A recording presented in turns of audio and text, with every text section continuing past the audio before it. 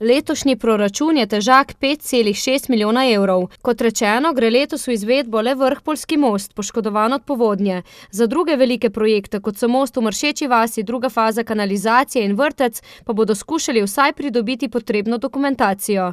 Zanje računajo tudi na evropska sredstva. Za vrtec? Gradbeno dovoljenje nam ni bilo izdano, je bilo zavrnjeno. Moramo iti zdaj v ponovno pridobivanje gradbenega dovoljenja za spremembo OPPN-ja. To bo trajalo nekje, jaz mislim, po dopustih, da bomo to gradbeno dovoljenje dobili.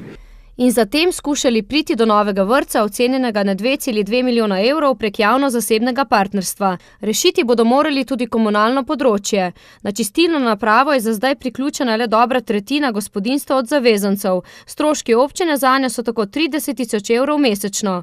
Če bi 3-krat več odplak pripeljali gor odpadnih voda, bi bilo to pravzaprav nič bi se pokrilo. Do te točke moramo pač priti, mogoče v letošnjem letu ali pa še.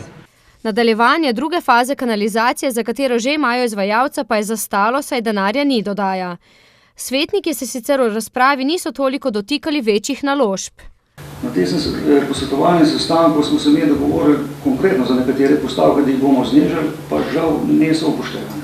Nisem zasledil postavke pomoč kmetom pri ekološki pridelavi hrane. Mislim, da to je predvsem na to se dela. To, ki ste imenovali projekt energetske rabe lesne biomase. Zdaj, noter ga ne, župan je rekel, da je brez vize, jaz ne vem, ampak te projekte prvati ne so čist brez vize. Če bi pa tukaj slučajno projektiran brez vize, to pa ne poznam projekta.